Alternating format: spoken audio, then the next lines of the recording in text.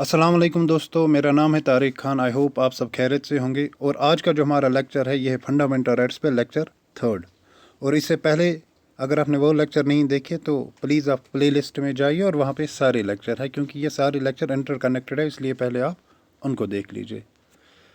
दोस्तों, हमने देखा था कि फंडामेंटल राइट्स जो है ये हमने बिल ऑफ राइट्स जो यूएसए में है वहाँ से इंस्पायर किया है, यूएसए से। और इनको यूएसए में बिल ऑफ राइट्स कहा जाता है, कॉमन टर्मिनोलॉजी में इनको बेसिक राइट्स कहा जाता है। क्यों बेसिक राइट्स कहा जाता है? क्योंकि ये बेसिक राइट्स है for the overall development of individual. और इंडिया में इनको फंडामेंटल राइट्स कहते हैं। यहाँ तक क्लियर? और ये part third of Indian constitution में है, ये भी हमने देखा। और आर्टिकल 12 से लेकर 35 तक। और ये फंडामेंटल इनको क्यों कहते हैं? फंडामेंटल इसलिए इनको कहते हैं क्योंकि ये फंडामेंटल है for the overall development of individual. और इनका एम क्या है? To promote the political democracy. ठीक। और ये एब्सोल्यूट नहीं है, इन पे रीजनेबल रिस्ट्रिक्शंस लग सकती है। और ये भी हमने पढ़ा लास्ट लेक्चर में, ये जस्टिसेबल, ये सारी टर्म जो है ये मैंने एक्सप्लेन की। और हमने ये भी पढ़ा कि इनको डिफेंड और गारंटर कौन है, इनका डिफेंडर कौन है, दैट इज़ सुप्रीम कोर्ट और हाई कोर्ट। क्योंकि अब अगर इनकी वायलेशन होती है तो आप डायरेक्टली सुप्रीम कोर्ट या हाई कोर्ट जा सकते हो इनको रेस्टोर करने के लिए। क्लियर? उसके बाद मैंने जो लास्ट वाला लेक्चर था उसमें मैंने कुछ एमसीक्यूज आपके साथ डिस्कस किए थे। मैंने ये भी कहा था कि जो मैं नेक्स्ट लेक्चर लाऊंगा फंडामेंटल राइट्स पे, तो वहाँ पे हम इनको डिस्कस करेंगे। पहले हम उन एमसीक्यूज को देख लेते हैं। देखिए, first MCQ is of all the committees of the constituent assembly drafting committee was most important. देखिए, हमने जब मेकिंग ऑफ इंडियन कॉन्स्टिट्यूशन पढ़ा उसमें हमने क्या देखा कि उसमें एक ड्राफ्टिंग कमेटी थी, उसमें बाकी कमेटीज़ थी, लेकिन ड्राफ्टिंग कमेटी मोस्ट इम्पॉर्टेंट थी।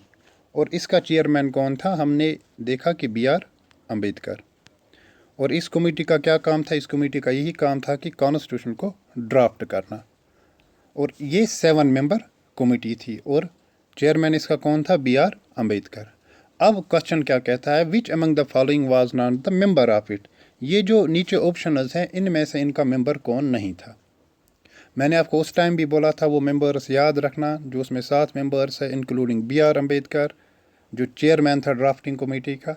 यहाँ पे देख लीजिए, फर्स्ट क्या किया मुंशी था, second N Gopalaswamy Iyengar, third अलादी Krishna स्वामी अय्यर और सरदार पटेल। इसका आंसर है दोस्तों सरदार पटेल, ये इसका मेंबर नहीं था। क्लियर? चलिए, उसके बाद है question number 2। Which of the following is are objectives of having universal adult franchise. Universal adult franchise क्या होती है इंडिया में? कि जो भी इलेक्शंस ऑफ लोकसभा या स्टेट लेजिस्लेटिव असेंबलीज होते हैं, तो जिनकी एज 18 है उनके पास वोटिंग राइट होता है कि वो वोट कास्ट कर सकते हैं। और हमने ये भी देखा जब हमने अमेंडमेंट्स पढ़े कि पहले वोटिंग एज कितनी थी? 21 ईयर्स। और 61st कॉन्स्टिट्यूशन अमेंडमेंट एक्ट से इस वोटिंग एज को रिड्यूस किया गया 18 ईयर्स। क्लियर? अब यहाँ पे क्वेश्चन क्या है? ये जो हमारे पास यूनिवर्सल एडल्ट फ्रेंचाइज है, इसके ऑब्जेक्टिव्स क्या है? First, to enhance the self respect and prestige of the common people.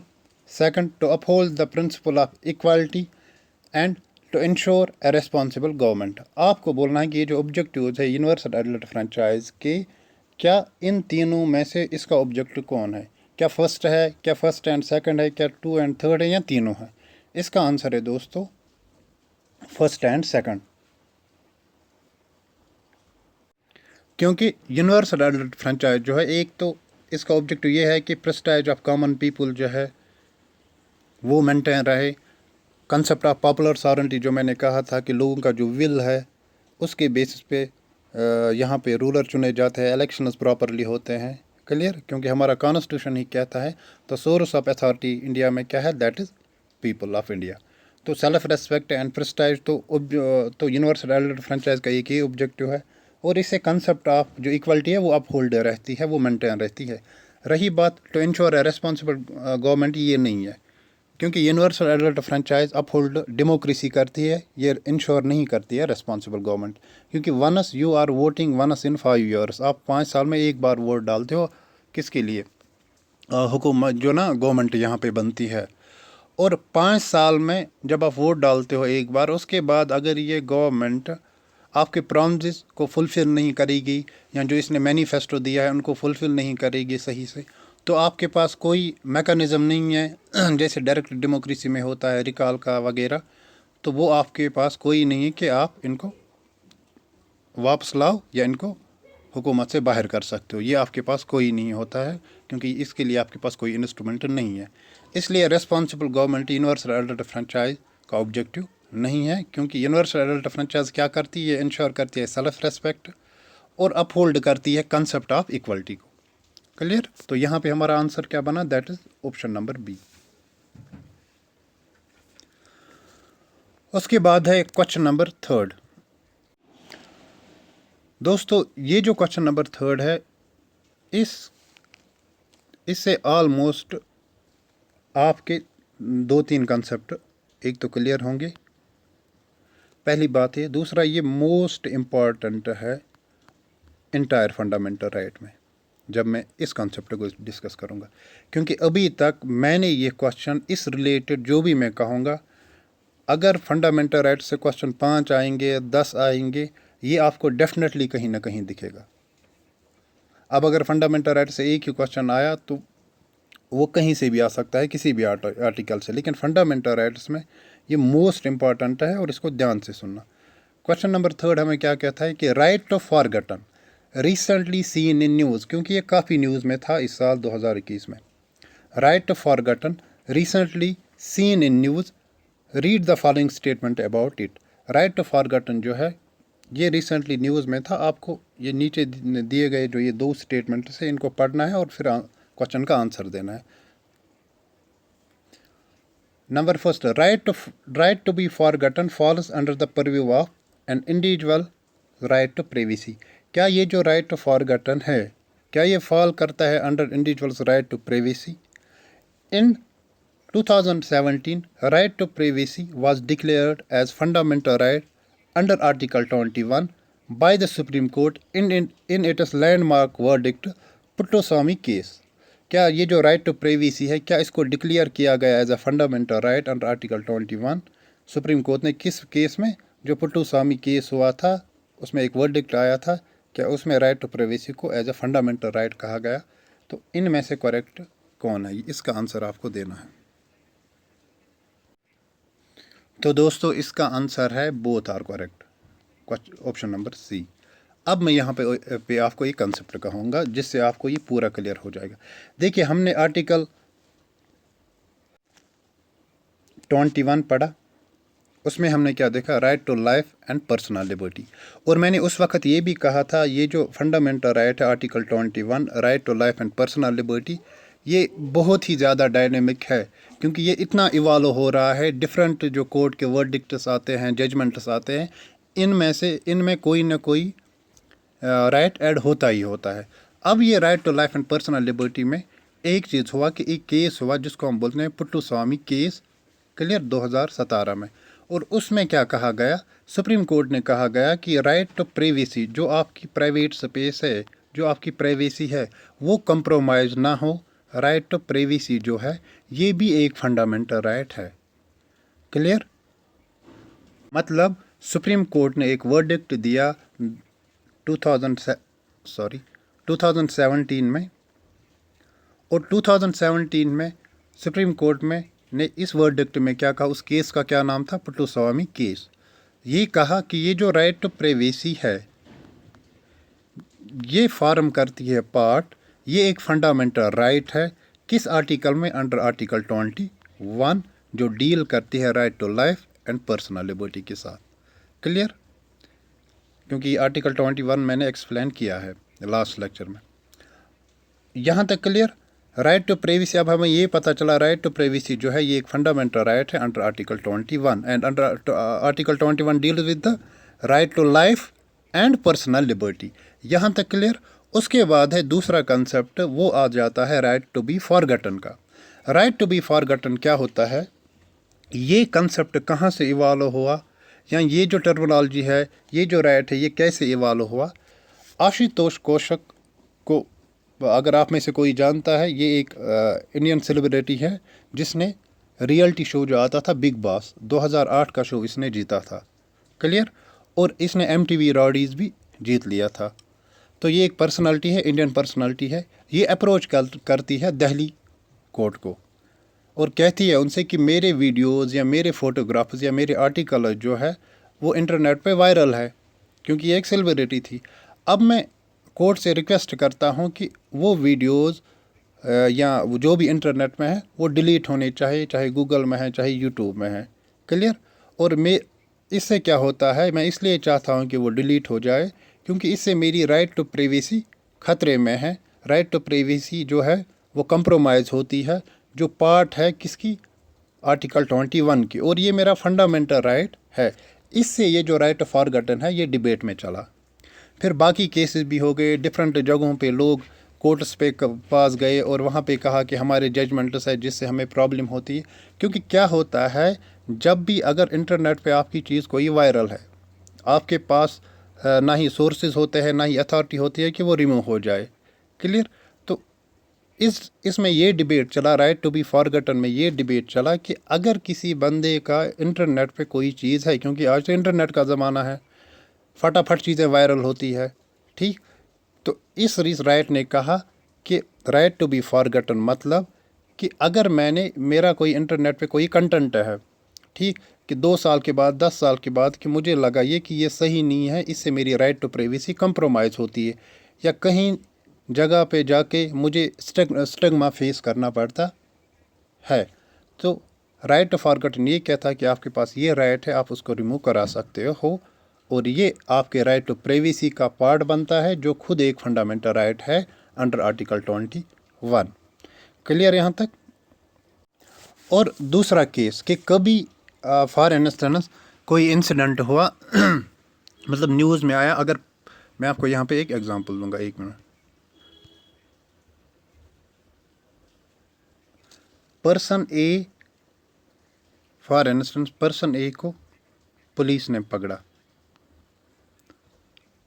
Police को इन्फॉर्मेशन थी कि ही इज़ ए क्रिमिनल, इसके पास कुछ ड्रग्स थे या कुछ और था, और इसको पकड़ लिया गया। और जब इसको पकड़ लिया गया उस टाइम पे फॉर इंस्टेंस मीडिया में न्यूज़ फैल गई कि पर्सन ए को पकड़ा गया, इसके पास ड्रग्स है, ये है, वगैरह वगैरह। तो मतलब कि अभी ये कोर्ट तक पहुंचा भी नहीं है। एक एस्पेक्ट मैंने बताया, जो मैंने आशुतोष कौशिक की एग्जांपल दी, अगर आप खुद चीज़ें बनाते हो फिर यूट्यूब पे वो अवेलेबल है, आपके पास ये राइट टू फॉरगॉटन है कि कभी आप कह सकते हो कि इनको रिमूव करवाओ। दूसरा केस यहाँ पे मैंने कहा कि पर्सन ए को फॉर इंस्टेंस, ये मैं एग्जांपल दे रहा हूँ, कि पुलिस ने पकड़ा कि इसके पास ड्रग्स है, ठीक, और जब पुलिस ने इसको पकड़ा तो ये बात मीडिया में फैल गई, ठीक, जंगल के आग की तरह, ठीक। ये जब मीडिया में फैल गई बात, बाकी चीज़ें हो गई, तो उससे क्या हो गया, ये बंदा न्यूज़ में आ गया और एक स्टिग्मा इसको फेस करना पड़ेगा, क्योंकि अभी ये कोर्ट तक पहुंचा नहीं है। लेकिन जब ये कोर्ट में आया, कोर्ट में पहुंचा गया, ये पर्सन ए, पुलिस ने पकड़ा, मीडिया ट्रायल स्टार्ट हो गए जो यहाँ पे यूजुअली होते हैं, ठीक। तो जब ये बंदा कहाँ आया, ये पहुंचा कोर्ट तक, और कोर्ट में ये डिक्लेयर किया गया, ये बेचारा गिल्टी नहीं निकला। पर्सन ए अब गिल्टी नहीं था, ये क्राइम में नहीं था, ये एक्विटेड नहीं था, जो इस पे चार्जेस लगे थे, तो ये अब फ्री है, कोर्ट ने इसको अब बरी किया। अब प्रॉब्लम कहाँ पे आती है, कोर्ट ने इसको बरी किया, लेकिन जो मीडिया ट्रायल्स, जो इंटरनेट पे इसकी चीज़ें हैं, जो बाकी चीज़ें हैं, तो वो चीज़, वो इज़्ज़त जो इसने खोई है, वो कौन वापस लाएगा। अब मसला यहाँ पे है, इसकी चीज़ें तो इंटरनेट पे अवेलेबल है वीडियोस की, इस बंदे को पकड़ा गया, तो ये बंदा कहता है कि अब लोगों को फॉरगेट करना चाहिए, क्योंकि मैं एक्विटेड नहीं हूँ, लोगों को ये चीज़ अब भूलनी चाहिए। राइट टू बी फॉरगेटन, यहीं से कंसेप्ट जनरेट होता है कि लोगों को अब ये चीज़ भूलनी चाहिए, जो उस टाइम मेरे साथ ट्रायल्स हो गए, मुझे पकड़ा गया, और जब कोर्ट ने मुझे वरी किया, फ्री किया, अब मैं क्रिमिनल नहीं हूँ, अब मैं एक्विटेड नहीं हूँ, अब मैं गिल्टी नहीं हूँ। अब लोगों को भी भूलना चाहिए उस एपिसोड को। और अब मैं इंटरनेट से भी ये चीज़ें अब रिमूव होनी चाहिए जो उस वक्त मेरे खिलाफ कंटेंट है। अब इसी को बोलते हैं हम राइट टू बी फॉरगटन। इसलिए दोस्तों एक बात याद रखना, ये जो राइट टू बी फॉरगटन है ये इवॉल्व हो रहा है। अब कोर्ट्स डिफरेंट जजमेंट्स दे रहे हैं, उसमें ये कंसेप्ट इवॉल्व होता रहता है और इसमें कुछ क्लैशेस भी आते हैं क्योंकि वो लीगल कंसेप्ट्स है, जुडिशरी का मसला है, उसमें हम ज़्यादा डीप में नहीं जाएंगे। हमको इस लेक्चर का मकसद सिर्फ यही है, हमें राइट टू बी फॉरगटन समझना है और ये पार्ट है किसका, राइट टू प्राइवेसी का, और जो खुद एक फंडामेंटल राइट है। क्लियर यहाँ तक? तो राइट टू फॉरगटन ये इवॉल्व हो रहा है फंडामेंटल राइट्स में। यहाँ तक क्लियर, हमें इतना समझना है। और इसमें कुछ क्लैशेस भी है, कुछ कंट्रोवर्सीज भी आ रही है, आप उनमें मत जाओ। तो मतलब कि एक बंदा स्टिग्मा ना फेस करे और लोगों को बोलना चाहे राइट टू बी फॉरगटन, और ये राइट टू बी फॉरगटन यही एक कंसेप्ट है। और रिसेंटली मद्रास हाई कोर्ट ने भी कहा था, उनके पास भी एक ऐसा केस आया था इस रिलेटेड, तो उसने मद्रास हाई कोर्ट ने ऑब्जर्व किया था और ये कहा था कि an accused person who is eventually acquitted, मतलब not guilty of all charges, would be entitled to have his name reduced from the court orders pertaining to crime he was earlier accused of in order to protect his right to privacy। मतलब कि अगर एक बंदा जिसको police ने पकड़ा, फिर court trials उस पर चली गई और जब कोर्ट ने फैसला दिया और वो बेचारा एक्विटेड नहीं है, वो बंदा एक्विटेड हुआ ऑल चार्जेस से, वो गिल्टी नहीं है। अब ये राइट भी उसके पास है कि वो कोर्ट को कह सकता है ये जो मेरा नाम है इन कोर्ट ऑर्डर्स में से, इस केस में से ये हटा दो, क्योंकि इससे ना मुझे कल जॉब में भी प्रॉब्लम हो सकती है, स्टिग्मा फेस करना पड़ेगा। तो दोस्तों यही ओवरऑल कंसेप्ट है राइट टू बी फॉरगटन का। क्लियर? यहाँ पे मैंने ये डिटेल्स लिखी है, तो यही मैंने अच्छे से आपको समझाई, तो इनको दोबारा पढ़ने की ज़रूरत नहीं है। चलो आपके लिए फिर से इनको एक रिपीटेशन देते हैं। What is right to be forgotten? It allows a person to seek deletion of private information from the internet। मतलब ये एक पर्सन को अलाउ करते हैं कि वो डिलीट करवा सकता है जो उसकी प्राइवेट इंफॉर्मेशन इंटरनेट पे है। Right to be forgotten falls under the purview of an individual right to privacy. The right to privacy was declared as fundamental right under Article 21 by the Supreme Court in its landmark verdict, that is Puttaswamy case। ये case याद रखना। Need for its recognition। अब ज़रूरत क्या है इस right to forgotten की? इस राइट की क्या ज़रूरत है फंडामेंटल राइट्स में? At least 8 petitions are pending before Delhi High Court seeking removal of private information from the internet। दोस्तों ये जो मैंने यहाँ पे 8 पिटिशनस लगाया है, ये कल जाके शायद 1 महीने के बाद 2 महीने के बाद चेंज भी हो सकता है, क्योंकि जिस टाइम मैंने ये इन्फॉर्मेशन ये स्लाइड आपके लिए बना रहा था उस टाइम पे ये रिकॉर्ड था वहाँ पे, तो मैंने यही लिया। Clear? At least 8 petitions are pending before Delhi high court seeking removal of private information from the internet, court records of previous convictions and कुछ ऐसे पिटिशनस है, अभी एटलीस्ट 8 है, मिनिमम कह रहा है ये, जो दिल्ली हाई कोर्ट के पास पेंडिंग है, और जिनकी क्लेम यही है कि हमारा जो है राइट टू फॉरगटन, ये जल्दी से जल्दी इसको रेस्टोर करें, हमारी कुछ चीज़ें इंटरनेट पे हैं या गूगल पे हैं या किसी यूट्यूब पे है, इसको रिमूव करना चाहिए। While the right is recognised by law yet but courts in recent months have held it to be an intrinsic part of right to privacy. अभी तक इसके लिए कोई ऑथेंटिक लॉ नहीं आया है कि राइट टू फॉरगटन के लिए, लेकिन जो कोर्ट्स के डिफरेंट जजमेंट्स आते हैं उनसे हमें ये पता चलता है कि right to privacy intrinsic part of right to privacy, ये राइट टू बी फॉरगटन जो है ये एक मोस्ट इम्पॉर्टेंट और इंट्रिंसिक पार्ट है किसका, राइट टू प्राइवेसी का। Thus right to forgotten is evolving in India. Clear यहाँ तक? अब हम अपने लेक्चर की तरफ बढ़ते हैं, क्योंकि अभी तक हमने आज हमें क्या पढ़ना है, आज हमें right to freedom of religion पढ़ना है फ्रॉम आर्टिकल 25 to 28। देखिए दोस्तों, right to freedom of religion जो है, क्योंकि इंडिया के कॉन्टेक्स्ट में अगर हम देखेंगे, इंडियन कॉन्स्टिट्यूशन में क्लियरली मेंशन है हमारी जो स्टेट है दैट इज़ सेक्युलर स्टेट, और यहाँ पे जो सारे रिलीजियस हैं उनको इक्वली ट्रीट किया जाता है, किसी एक रिलीजियस को फेवर नहीं किया जाता है, इम्पार्शलिटी है, इक्वालिटी है इस मामले में। और हमारा प्रीएम्बल भी कहता है जो नेचर ऑफ इंडियन स्टेट है that is sovereign, socialist, secular, democratic and Republic. और सेक्युलर कंसेप्ट जो वहाँ पे आता है वो अपहोल्ड करता है ये जो फंडामेंटल राइट्स है फ्रॉम आर्टिकल 25 टू 28 जो रिलीजियस राइट्स के साथ डील करते हैं, फ्रीडम ऑफ रिलीजियस के साथ डील करते हैं, ये उस कंसेप्ट ऑफ सेक्युलरिज्म को अपहोल्ड करते हैं। क्लियर? तो चलिए अब आर्टिकल 25 जो है दोस्तों ये क्या कहता है कि फ्रीडम ऑफ कॉन्शियस, हर एक जो यहाँ पे नागरिक है उसके पास ये राइट है कि freedom of conscious, freedom to profess, practice, propagate religious. मतलब हर बंदे के पास यहाँ पे ये राइट है कि वो फ्रीडम ऑफ कॉन्शियस मतलब कि इनर फ्रीडम ऑफ इंडिविजुअल जो है वो अपने जो उसकी क्रिएटर के साथ रिलेशन है या जिसको वो गॉड मानता है, ठीक, उसके साथ जो उसकी रिलेशन है वो उसको मोल्ड करे जिस हिसाब से, जिस रिलीजियस में या जिन आइडियाज़ पे वो अपने गॉड के साथ, अपने क्रिएटर के साथ रिलेशन रख सकता है, वो किसी भी रिलीजियस को अडॉप्ट कर सकता है। ठीक, तो फ्रीडम ऑफ कॉन्शियस क्या होता है कि आपके पास ये फ्रीडम है कि आप अपनी कॉन्शियस से या आप अपनी कॉन्शियस से अपने गॉड यानी अपने रिलीजियस को चुन सकते हो। ये आपके पास फ्रीडम है, इस पे आपको कोई ना रोक सकता है ना आपके पे कोई फोर्स कर सकता है। Right to profess, freedom of conscious, freedom to profess. Profess का मतलब दोस्तों ये होता है कि declaration of one's religious beliefs and faith openly and freely. आप डिक्लेयर कर सकते हो कि मैं इस रिलीजियस से बिलोंग करता हूँ, मैं, मेरा क्रिएटर ये है, आप ईज़िली इसको, मेरी आइडियोलॉजी ये है, मेरी ओरिएंटेशन ये है, ठीक, तो रिलीजियस मैटर्स में आप फ्रीली इसको डिक्लेयर कर सकते हो, आप पे कोई फोर्स नहीं है। Right to practice and propagation of religion.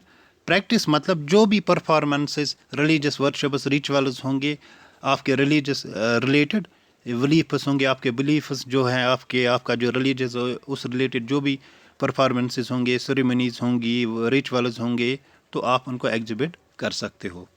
Clear? And propagate religious, और आप ट्रांसमिशन कर सकते हो रिलीजियस बिलीफ्स को टू अदर्स।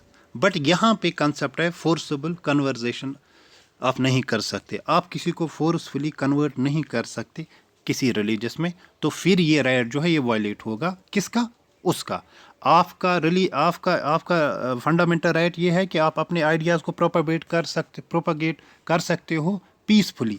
बट अगर आप किसी को फोर्सफुली कन्वर्ट करना चाहते हो किसी बिलीफ में, किसी और रिलीजन में, तो फिर ये उस बंदे की वायलेशन होगी फंडामेंटल राइट की। क्लियर? क्लियर यहाँ तक? ठीक है। It do not provide right to religious conversation, ये जो मैंने अभी यहाँ पे बता दिया। It covers religious beliefs and practices obviously, और रीजनेबल रिस्ट्रिक्शंस, मैंने पहले ही कहा ये जो फंडामेंटल राइट्स है इन पे रीजनेबल रिस्ट्रिक्शंस लग सकती है on the basis of public order, morality and health. For instance कोई किसी सेक्शन, फॉर इंस्टेंस किसी रिलीजियस के जो मेंबर्स हैं या फ्रॉम द किसी जो भी रिलीजियस के साथ बिलोंग करते हैं, रिलीजियस ए अगर है, तो अगर जो इसके रिलेटेड सेक्शंस ऑफ सोसाइटी है, अगर ये कोई ऐसी हरकत करते हैं, चाहे ये सेरेमनीज के सेलिब्रेट करते हैं या जो रिचुअल्स हैं इनके, या वो जो करते हैं, तो अगर इनसे पब्लिक ऑर्डर, मॉरलिटी और इनकी हेल्थ को खतरा होगा, तो उस टाइम पे ये जो राइट है इनका ये रिस्ट्रिक्ट किया जाएगा। क्लियर यहाँ तक? चलिए जी। उसके बाद है आर्टिकल 26। अब है आर्टिकल 26, ये भी राइट टू रिलीजियस में आता है। आर्टिकल 26 क्या कहता है हमें? ये कहता है कि जो भी रिलीजन है उनके पास ये राइट है, वो इस्टेब्लिश कर सकते हैं, मेंटेन कर सकते हैं इंस्टीट्यूशन या organisation for religious and charitable purpose के लिए। जो भी उनका रिलीजन है उस रिलीजियस के on the basis of the beliefs of their religious, जो उनका रिलीजन है उसके आइडियोलॉजी के बेस पे वो इंस्टीट्यूशन बना सकते हैं, कोई रिलीजन बना, ये on the basis of their religious बना सकते हैं, चैरिटेबल ट्रस्ट बना सकते हैं, ऑर्गेनाइजेशन बना सकते हैं चैरिटेबल पर्पज़ के लिए। और ये आर्टिकल 26 ये भी कहता है कि वो ये जो ऑर्गेनाइजेशन उन लोगों ने बनाई है या चैरिटेबल ट्रस्ट बनाया है किसके लिए, या कोई इंस्टीट्यूशन बनाया है चैरिटेबल पर्पस के लिए, उनके पास ये राइट है कि वो एडमिनिस्टर कर सकते हैं इसको अपने अफेयर्स के हिसाब से, अपने तरीके से। क्लियर। बट यहाँ पे एक चीज़ है यहाँ पे सुप्रीम कोर्ट ने कहा कि अगर ऐसी कोई रिलीजियस डिनोमिनेशन है जिसको इस्टेब्लिश करना है, उसके लिए एक तो सिस्टम ऑफ बिलीफ होना चाहिए। वो किसी एक बंदे का बिलीफ नहीं होना चाहिए कि फिर उसने ऑर्गेनाइजेशन इस नाम पे बनाई, बल्कि वो एक सेक्शन ऑफ सोसाइटी, उसमें वो एक ग्रुप बिलीफ होना चाहिए, सिस्टम ऑफ बिलीफ उसमें होने चाहिए, कॉमन ऑर्गेनाइजेशन होनी चाहिए और उसका एक अलग डिस्टिंक्टिव नेम होना चाहिए। ठीक, उसको कंसिडर किया जाएगा as religious denomination under article 26। और सुप्रीम कोर्ट ने ये भी कहा था, मैं आपको एग्जांपल एक दूंगा, कि ये जो रामाकृष्णा मिशन जो है, जो आप INM में पढ़ते हो, इंडियन नेशनल मूवमेंट में, ये रामाकृष्णा मिशन जो है वो एक रिलीजियस डिनोमिनेशन है। क्लियर। उसके बाद है आर्टिकल 27 जो राइट टू रिलीजियस में आता है। आर्टिकल 27 क्या कहता है? आर्टिकल 27 ये कहता है कि no person shall be compelled to pay any tax for the promotion of और maintenance of any particular religious.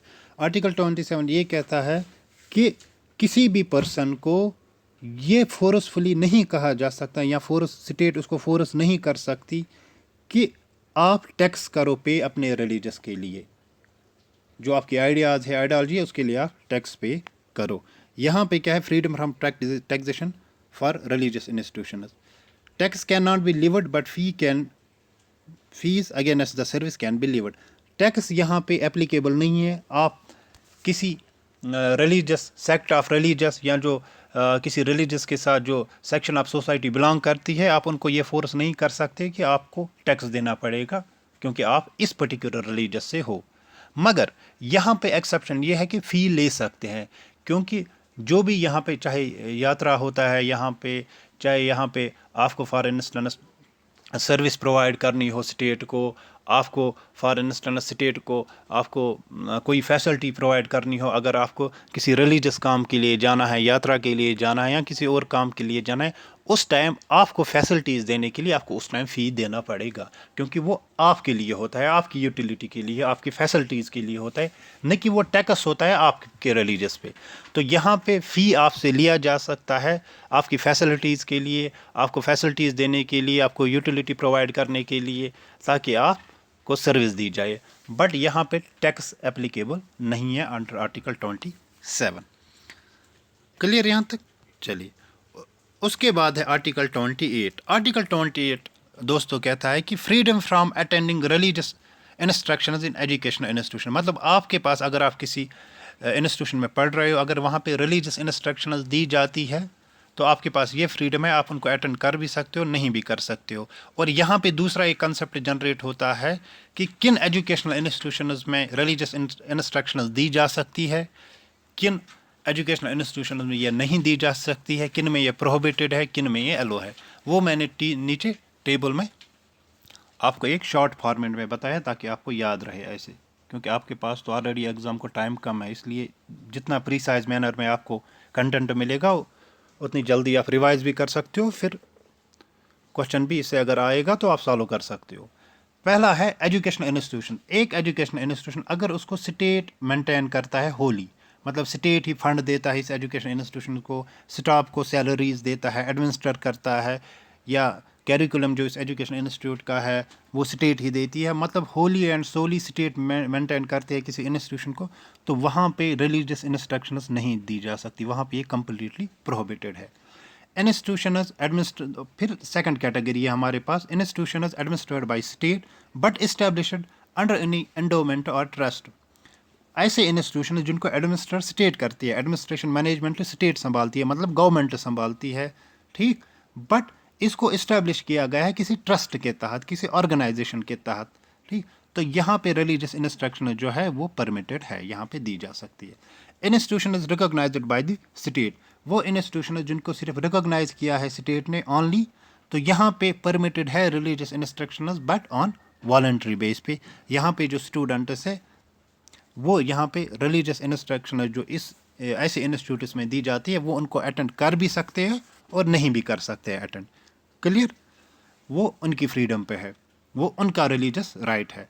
Institutions receiving aid from the state, वो इंस्टीट्यूशन जो एड रिसीव करते हैं स्टेट से, गवर्नमेंट से, यहाँ पे भी परमिटेड है वॉलंटरी बेस पे। यहाँ पे जो मैनेजमेंट है वो रिलीजियस इंस्ट्रक्शन दे सकते हैं, ठीक।